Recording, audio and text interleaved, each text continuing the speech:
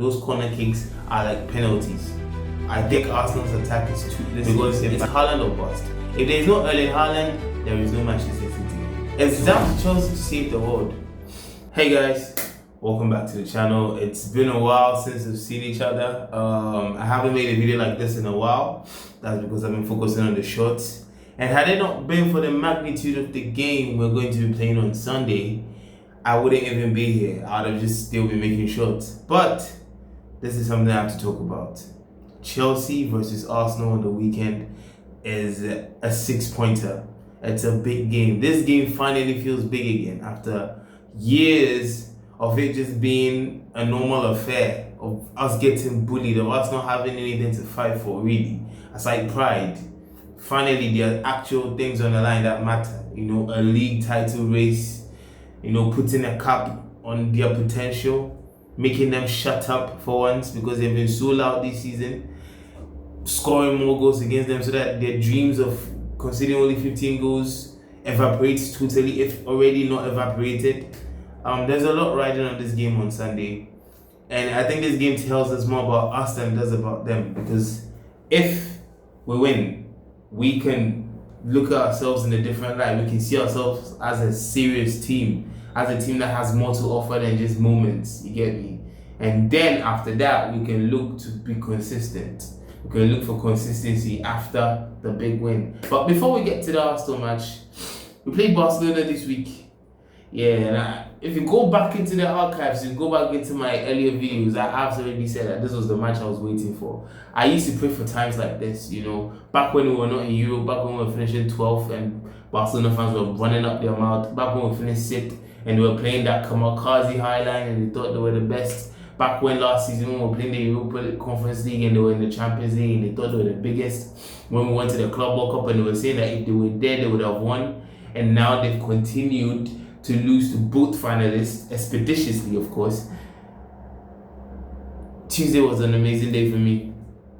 But do you ever want something so bad and then when you see how easy it actually is to get it, you don't value it anymore?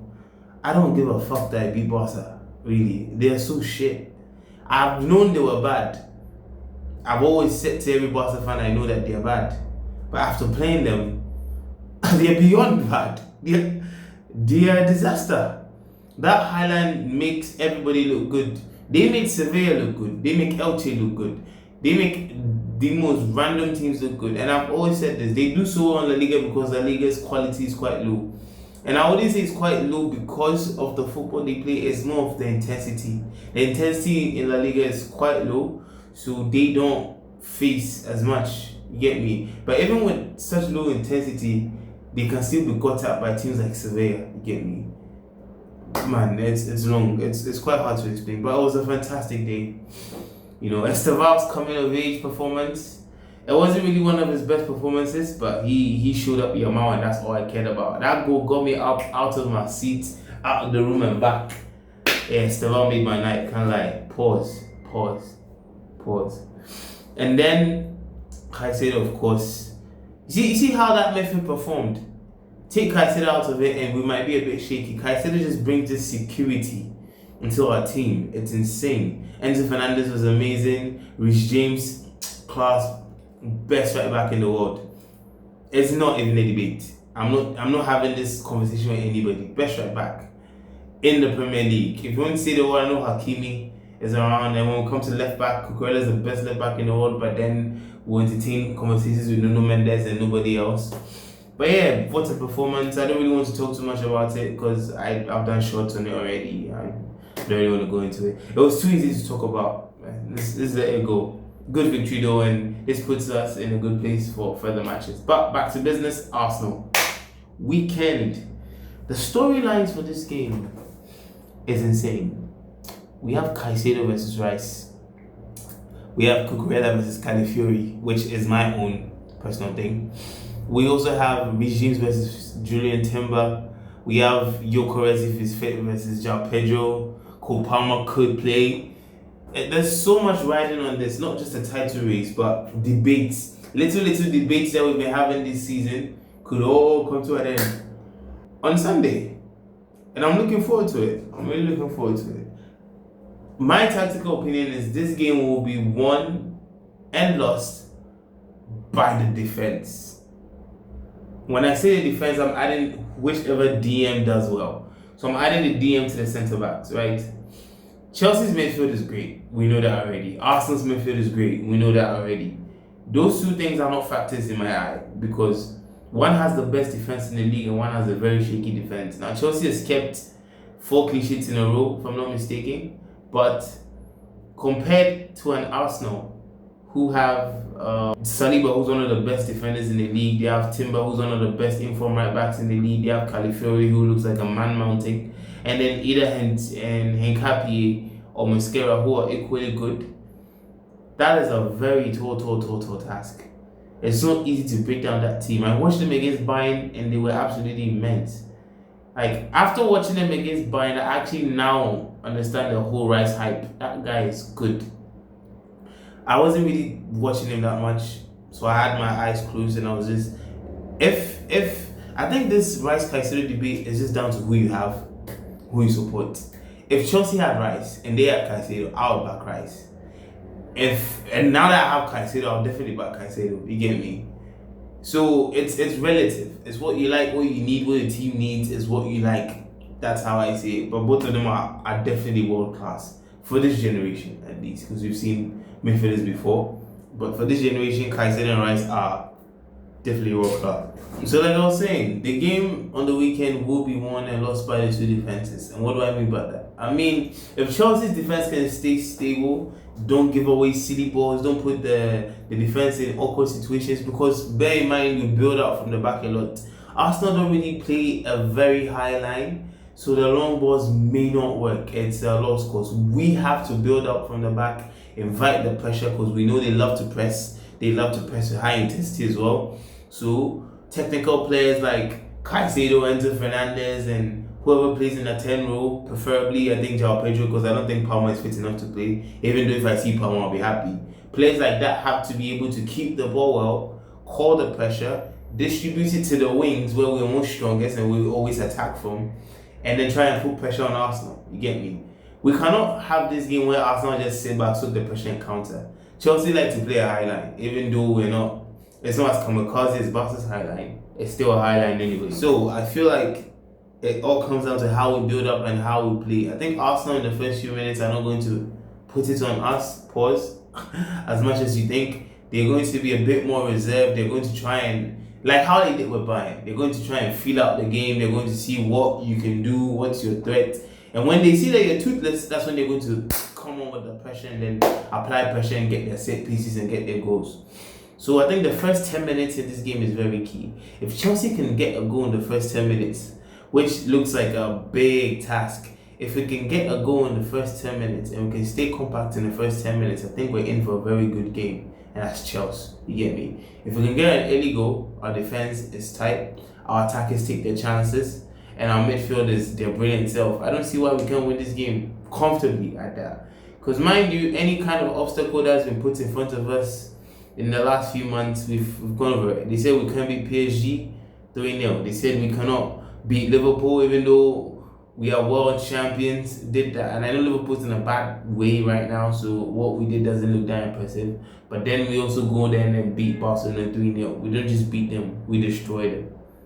So now Arsenal is now arguably the best team in Europe, because I think what team I would have said is the best team in Europe would have been Bayern, and they beat Bayern comprehensively. So hands up, they're as good as they think they are. But then it's down to us to bring them down a notch. You get me? It's down to Chelsea to save the world. It's down to Chelsea to make this a title race. It's down to Chelsea to make this league competitive. Because I don't see City being consistent this season. Because it's Haaland or bust. If there is no Erling Haaland, there is no Manchester City. So please, Chelsea, on Sunday, bring your A game. Play good football. Try as hard as you can to control the game.